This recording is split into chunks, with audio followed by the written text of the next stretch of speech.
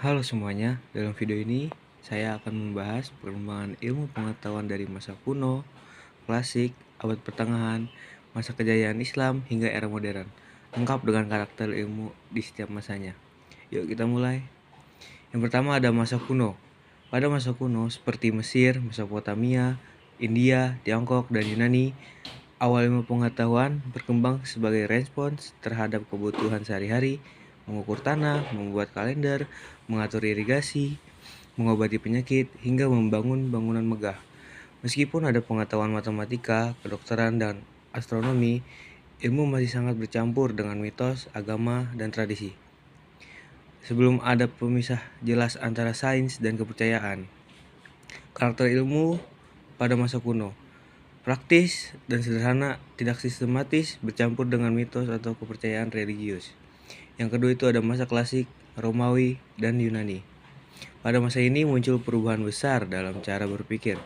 Para filsuf seperti Thales, Socrates, Plato, Aristoteles, hingga Archimedes mencoba menjelaskan alam melalui nalar dan logika. Bukan lagi mitos. Orang Yunani mulai menanyakan mengapa sesuatu terjadi dan membuat penjelasan rasional. Bangsa Romawi kemudian mengembangkan teknologi praktis seperti jalan, jembatan, akuaduk, dan hukum. Karakter ilmu pada masa klasik yaitu rasional dan filosofis, menggunakan logika dan argumentasi. Mulai sistematis tetapi eksperimen masih terbatas. Yang ketiga ada abad pertengahan Eropa. Setelah runtuhnya Romawi, Eropa memasuki masa stagnasi. Ilmu pengetahuan lebih banyak disimpan di biara, dan kehidupan intelektual sangat mempengaruhi otoritas gereja. Pada masa ini, ilmu dianggap sesuai dengan doktrin, bukan hasil pengamatan, namun pada abad ke-12, banyak karya ilmiah Arab dan Yunani diterjemahkan hingga Eropa mulai bangkit kembali menuju Renaissance. Karakter ilmu abad pertengahan yaitu dogmatis dan terkait gereja. Skolatis, banyak debat teoritis, minim eksperimen, dan observasi. Yang keempat itu ada masa kejayaan Islam pada abad 8-14.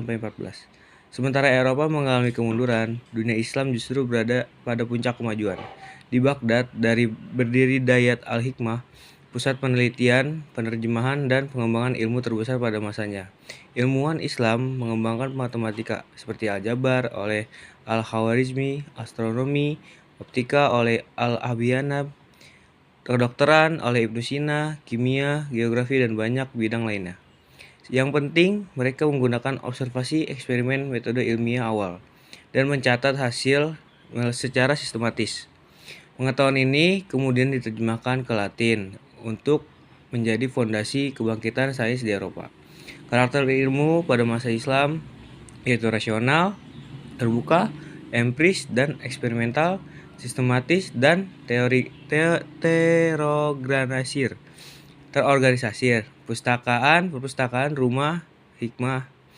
Nah, terus yang kelima ada masa modern abad 15 sampai sekarang. Memasuki era Renaissance dan revolusi ilmiah, tokoh seperti Copernicus, Galileo, Kepler, dan Newton memperkenalkan cara baru memahami alam.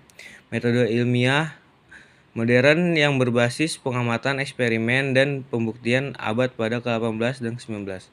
Sains berkembang dalam bidang fisika, kimia, biologi, dan geologi. Pada abad ke-20 membawa penemuan besar terhadap relativitas, mekanika, kuantum, genetika, komputer, dan teknologi luar angkasa. Pada abad ke-21 ditandai oleh kecerdasan membuat bioteknologi dan nanoteknologi dan internet yang membuat ilmu berkembang sangat cepat.